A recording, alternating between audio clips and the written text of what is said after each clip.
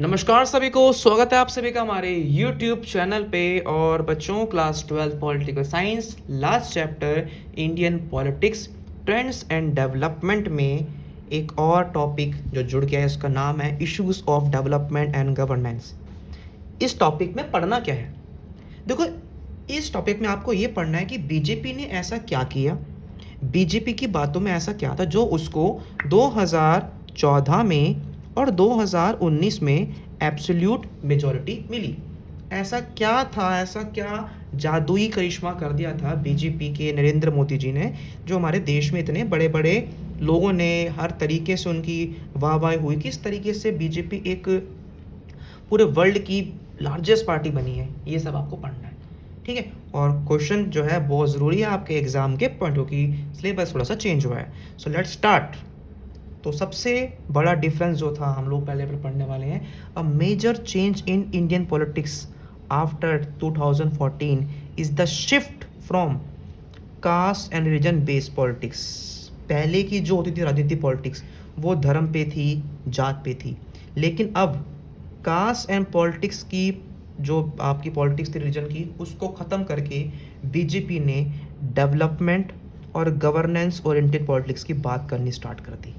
यानी कि बीजेपी ने बोला कि भैया ऐसा है, ये धर्म जात पात की बातें बाद में होंगी, इसी कारण से हमारा विकास रुका हुआ है, और अब हम लोग जो है वो डेवलपमेंट और गवर्नेंस की बात करेंगे। इसी दौरान बीजेपी ने इलेक्शंस में दिया था नारा, क्या नाम था उसका? सबका साथ सबका विकास। The NDA third government started several socio economic welfare schemes. इन्होंने 2014 के अंदर काफ़ी स्कीम स्टार्ट की थी बीजेपी ने, to make development and governance accessible to masses such as. देखो पहले क्या था, पहले की जो स्कीम्स थी वो एक लिमिटेड लोगों तक सीमित थी, लेकिन अब क्या, अब हर एक गरीब इंसान तक बीजेपी द्वारा बनाई गई स्कीमों का फ़ायदा पहुंचना था। जैसे कि आपका प्रधानमंत्री उज्ज्वल योजना, स्वच्छ भारत अभियान, जन धन योजना, दीनदयाल उपाध्याय ग्राम ज्योति योजना। ये स्कीम्स लर्न करनी है, आएंगे एग्जाम में पूछ सकते हैं आपके, ये बहुत ज़रूरी 1 मार्क्स में आती हैं। किसान फसल बीमा योजना, बेटी पढ़ाओ देश बचाओ योजना, आयुष्मान भारत योजना, etcetera.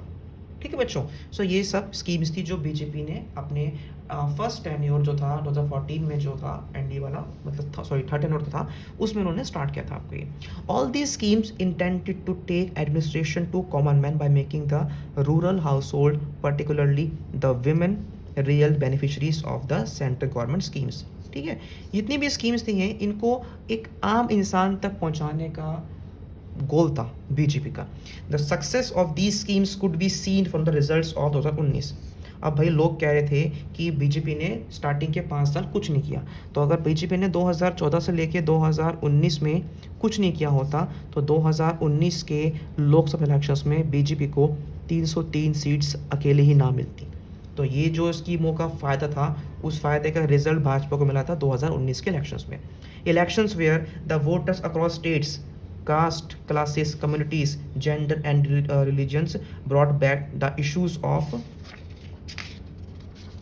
Development and governance to the central stage. ठीक है ना। अब दोबारा से क्या हुआ, दोबारा से लोगों ने जात पात धर्म सबको छोड़ छाड़ कर किस पे फोकस किया? विकास पे, डेवलपमेंट फोकस किया। The BJP lead government characterising, ठीक है ना। अब इन्होंने अपने आप को और इन्हेंस कर दिया, क्यों? क्योंकि पहले था सिर्फ सबका साथ सबका विकास, और अब हो गया था सबका साथ सबका विश्वास, सबका विकास प्लस सबका विश्वास, सबका साथ सबका विकास और सबका विश्वास। ठीक है ना।